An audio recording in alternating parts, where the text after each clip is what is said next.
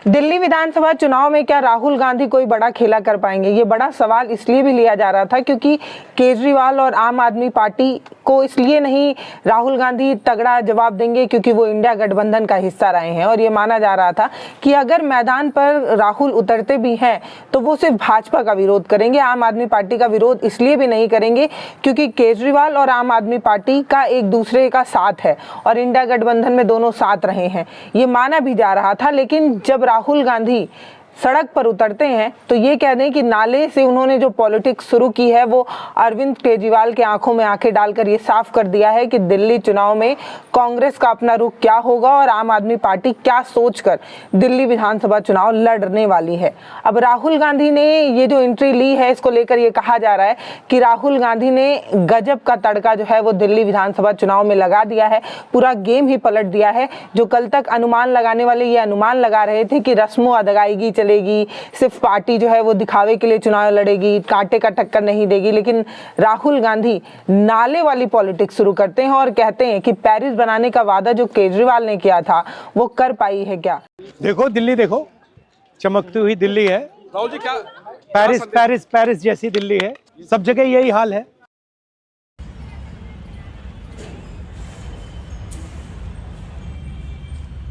अब इन्होंने इतना टेम्परेरी, और इसके लिए मैंने भी एलजी से टाइम मांगा है इनकी कंप्लेंट करने के लिए कि जो ये करप्शन हुई है इसके अंदर भी 6 महीने के अंदर ही कैसे ढह गया नाला पूरा।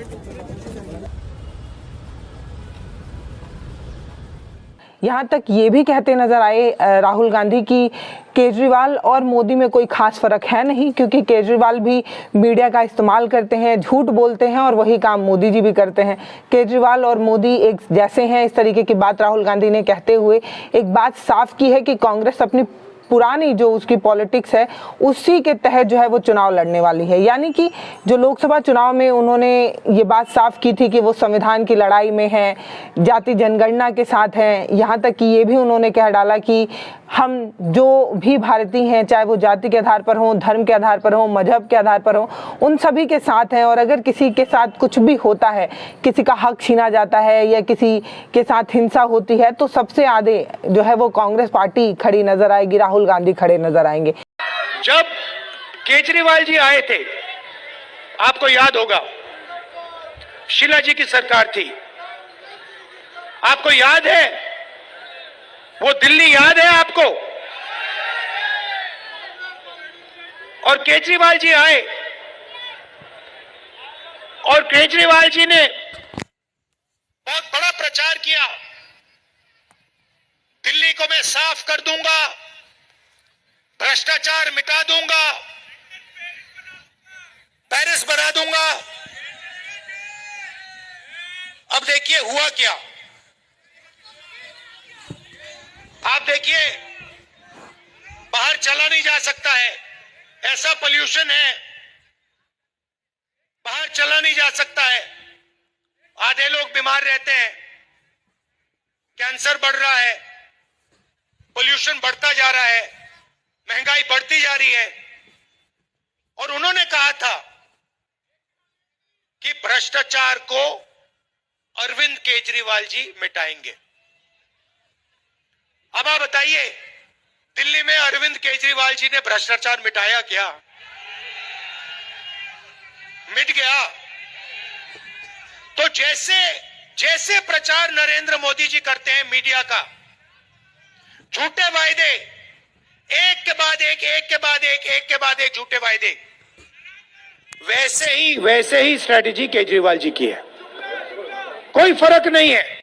तो राहुल गांधी का ये जो तगड़ा एक्शन देखने को मिला, जो उनकी नाली वाली पॉलिटिक्स देखने को मिली, उसको लेकर ये कहा जा रहा है कि राहुल गांधी ने दिल्ली विधानसभा चुनाव में आम आदमी पार्टी को टक्कर देने का पूरा मूड बना लिया है।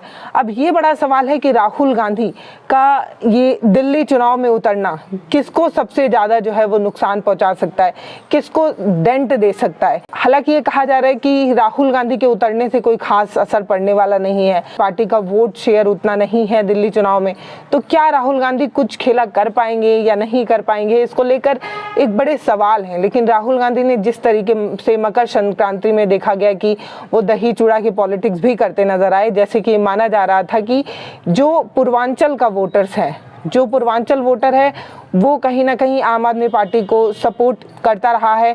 लोकसभा के लिए वो भले बीजेपी को वोट करता है, लेकिन विधानसभा के लिए वो केजरीवाल को वोट करता है, और वो वोट शेयर जो है वो राहुल गांधी उसको डेंट जरूर पहुंचा सकते हैं। इसलिए भी वो दही चूड़ा खाते नजर आए थे, एक बूढ़ी माँ नजर आई, उनको खिलाते नजर आए और खुद उनके हाथ से खाते नजर आए।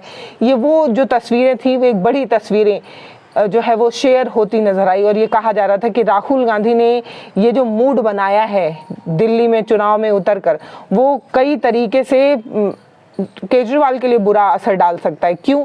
क्योंकि राहुल गांधी ने इस संविधान को हाथ में लेकर कहा कि बहुत से अल्पसंख्यक ऐसे भी हैं जिनका हक शुरू से खाती रही है, शुरू से खा रही है इस देश की पॉलिटिक्स, और मैं आपको विश्वास दिलाता हूं कि ना हमारी जो पॉलिटिक्स है वो जाति के आधार पर नहीं है, धन के आधार पर नहीं है। हमारी जो पॉलिटिक्स है वो भारतीयों के हिसाब से है, हिंदुस्तानियों के हिसाब से है। इस तरीके से उन्होंने अल्पसंख्यक को अपनी तरफ खींचने का जो एक पॉलिटिक्स लोकसभा में शुरू किया था वही वो इस समय भी करते नजर आ रहे हैं। लेकिन कहने वाले ये भी कह रहे हैं कि राहुल गांधी जो वोट शेयर खींच कर भी ले जाएंगे वो आम आदमी पार्टी को ज्यादा नुकसान नहीं पहुंचाएगा, इसलिए भी क्योंकि राहुल गांधी जो भी वोट शेयर अपनी तरफ खींचेंगे वो एंटी गवर्नमेंट होगा, और आम आदमी पार्टी वहां की गवर्नमेंट में है तो जो वोट भी खींचेगी वो भाजपा की ही खींचेगी। लेकिन एक बात और है, वो मेन ये कि जो बातें कही जा रही थी कि अरे ये गठबंधन में थे, इसके बाद भी इन्होंने आम आदमी पार्टी से गठजोड़ नहीं किया, आम आदमी पार्टी का साथ नहीं दिया, आम आदमी पार्टी के गठबंधन में होते तो शायद कांग्रेस को कुछ फायदा हो सकता था।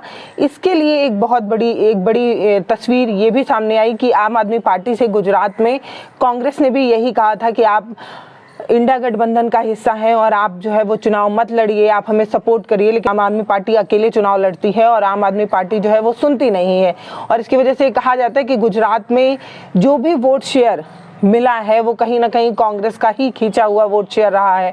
आम आदमी पार्टी भले ही 1-2 सीटों पर चुनाव भले जीत गई हो, लेकिन जो नुकसान उसने पहुंचाया वो कांग्रेस को नुकसान पहुंचाया। और ऐसा नहीं है कि सिर्फ गुजरात में आम आदमी पार्टी ने ऐसा किया, अलग अलग जगहों पर चुनाव में जो है इस तरीके की तस्वीर देखने को मिली। हरियाणा में भी आम आदमी पार्टी से कांग्रेस ये कहती रही कि आप जो है वो हम इंडिया गठबंधन का हिस्सा हैं तो आप हमें सपोर्ट करिए, लेकिन आम आदमी पार्टी नहीं सुनती है। और हरियाणा में भी जीतते जीतते जो कांग्रेस हारी है उसमें भी कहीं ना कहीं आम आदमी पार्टी का हाथ रहा है, इसलिए भी क्योंकि हरियाणा चुनाव में भी आम आदमी पार्टी ने कांग्रेस को जो है वो नुकसान पहुंचाया, और बहुत सी ऐसी सीटें थी जिसमें वोट जो है वो बहुत ज़्यादा अंतराल का नहीं रहा, और वो जो वोट कटा है वो कहीं ना कहीं आम आदमी पार्टी ने काटा है। और इन सारी वजहों से भी कांग्रेस जो है वो नाराज थी, और उसने आम आदमी पार्टी या अपना पुराना जो है वो पॉलिटिक्स खींचने के लिए उसने इस तरीके की चीज़ें की। बहुत सारे लोग इस बात का अनुमान लगा रहे थे कि कांग्रेस जो है वो आम आदमी पार्टी के साथ ही दिल्ली विधानसभा चुनाव लड़ेगी, लेकिन कांग्रेस ने ये साफ किया कि हमने गुजरात और हरियाणा में आम आदमी पार्टी को समझाने की कोशिश की, लेकिन तब आम आदमी पार्टी मनमाना रूप अपनाते रही। तो ये ईगो क्लैश जो है वो एक देखने को मिला आम आदमी पार्टी और कांग्रेस के बीच। और ये जो ईगो क्लैश है वो कितना अरविंद केजरीवाल के लिए नुकसानदेह हो सकता है, ये देखने की बात हो सकती है कि क्या राहुल गांधी अरविंद केजरीवाल की जो सेट पॉलिटिक्स है उस पर तीर भेज सकते हैं। क्या राहुल गांधी की ये जो पॉलिटिक्स जो नज़र आ रही है, जैसे उन्होंने साफ कहा कि मोदी और केजरीवाल में कोई अंतर नहीं है, जो पॉलिटिक्स मोदी करते हैं वही पॉलिटिक्स केजरीवाल भी करते हैं, क्योंकि केजरीवाल भी ना तो जाति जनगणना के खिलाफ कुछ बोल रहे हैं, जाति जनगणना होगी कि नहीं इसके लिए वो कुछ नहीं बोल रहे, अडानी के खिलाफ कुछ नहीं बोल रहे। तो मोदी की पॉलिटिक्स और अरविंद केजरीवाल की पॉलिटिक्स में अंतर नहीं है, दोनों झूठ बोलते हैं। इस तरीके की चीजें जो राहुल गांधी कर रहे हैं उससे एक बात तो साफ है कि राहुल गांधी पूरा मूड बनाकर उतरे हैं कि वो आम आदमी पार्टी के भी अगेंस्ट बोलेंगे और मोदी के भी अगेंस्ट बोलेंगे। जब मैं जाति जनगणना की बात करता हूं, नरेंद्र मोदी जी के मुंह से एक शब्द नहीं निकलता और केजरीवाल जी के मुंह से एक शब्द नहीं निकलता है, क्योंकि दोनों चाहते हैं कि देश में पिछड़े वर्ग को, दलित को, आदिवासियों को, माइनॉरिटीज को भागीदारी ना मिले। आप पूछिए, कभी केजरीवाल जी से पूछिए कि वो जाति जनगणना के साथ हैं या नहीं, मोदी जी से पूछिए जाति जनगणना के साथ हो या नहीं। मैंने पार्लियामेंट में उनके सामने बोला, नरेंद्र मोदी जी बैठे थे, मैंने उनसे साफ कहा, नरेंद्र मोदी जी कि आप करो ना करो मैं नहीं जानता, मगर जिस दिन कांग्रेस पार्टी की सरकार आएगी रिजर्वेशन को 50% से ज्यादा कर देंगे और जाति जनगणना लोकसभा में, राज्यसभा में हम पास करके दिखाएंगे। हमारी सरकार आएगी दिल्ली में, एकदम हम जाति जनगणना करके दिखाएंगे। हम भागीदारी चाहते हैं, हम समानता चाहते हैं, हम चाहते हैं कि गरीब से गरीब व्यक्ति, हिंदू हो, मुसलमान हो, सिख हो, ईसाई हो, कि सब लोग बड़ा सा बड़ा सपना देख सकें। हालांकि ये जो शुरुआत राहुल गांधी ने की उसको एक तगड़े मैसेज के रूप में इसलिए भी देखा जा रहा है क्योंकि जिस तरीके से उन्होंने अपनी रैली को शुरुआत किया, जिस तरीके से उनके शुरुआती बोल थे, उसमें राहुल गांधी की पुरानी वाली छवि देखने को मिल रही थी जो उन्होंने लोकसभा चुनाव में अपनाया था, जो अल्पसंख्यक को अपने पक्ष में खींचने की कोशिश की थी, जो मुस्लिम समाज को अपने पक्ष में खींचने की कोशिश की थी। उसी तरीके से उन्होंने ये भाषण जो है वो पूरा दिया और ये बड़ी तस्वीर होगी जब वो नाले के पास जाकर अरविंद केजरीवाल को आईना दिखा के कहते हैं कि आपने तो कहा था कि दिल्ली को पेरिस बना देंगे, कहाँ ले आए दिल्ली को, दिल्ली में सांस लेना दूभर हो गया है, दिल्ली में इतना पॉल्यूशन है, ये है वो है। इस तरीके से अरविंद केजरीवाल की भी बखिया उधेड़ते राहुल गांधी नजर आ रहे हैं।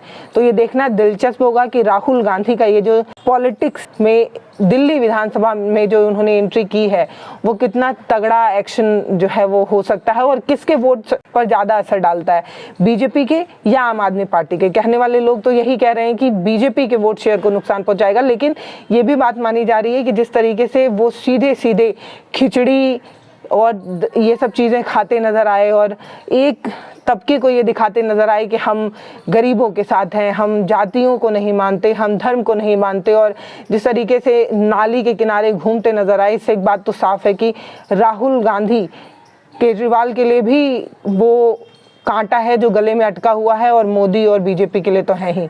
देखो दिल्ली, देखो चमकती हुई दिल्ली है। राहुल जी क्या पेरिस पेरिस पेरिस जैसी दिल्ली है, सब जगह यही हाल है।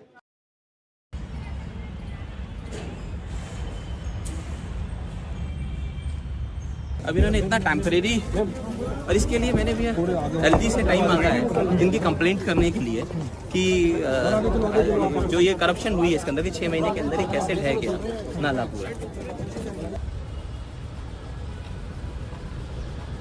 तो सीलमपुर से राहुल गांधी ने जो है वो चुनावी शंखनाद शुरू किया है और देखना दिलचस्प तो होगा ही कि 1 महीने के अंदर राहुल गांधी ऐसा कितना बड़ा खेल करते हैं, कितनी बड़ी तस्वीर खींच पाते हैं। हालांकि नाली के पॉलिटिक्स से लेकर दही चूड़े तक की सारी पॉलिटिक्स राहुल गांधी खेल तो रहे हैं, लेकिन देखना अपने आप में दिलचस्प होगा। उनके बयानों के 1-2 लाइन जो है वो आपके साथ साझा करना चाहती हूँ। उन्होंने कहा कि मेरी पूरी पॉलिटिक्स को आप देख लीजिएगा, पुरानी भी देखिए और आगे भी देख लीजिएगा। मेरी पॉलिटिक्स ना तो धर्म पर रही है, ना जाति पर रही है और ना किसी भेदभाव पर रही है। मैं हिंदुस्तानी और भारतवासियों पर यकीन करता हूं, सबको रोजगार के समान अवसर मिलना चाहिए। ऐसा नहीं है कि कुछ उद्योगपतियों को ही जो सपना देख सकें और अपने सपने को पूरा कर सकें।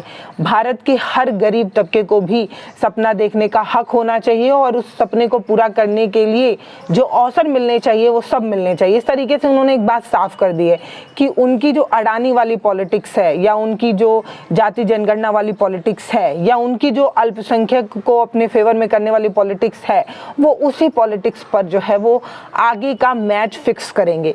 इसके अलावा उन्होंने जो मोहब्बत की दुकान वाली पॉलिटिक्स है उसको भी दोहराते हुए कहा कि जो कल तक 400 पार चिल्ला रहे थे, जो कल तक संविधान बदलने की बात कह रहे थे, उनको कांग्रेस पार्टी ने ऐसा जवाब दिया है कि अब संविधान को माथे से लगाकर घूमते हैं। तो संविधान वाली पॉलिटिक्स ये वो सारी चीज़ें हैं जिससे ये बात साफ है कि राहुल गांधी कुछ नया नहीं करेंगे।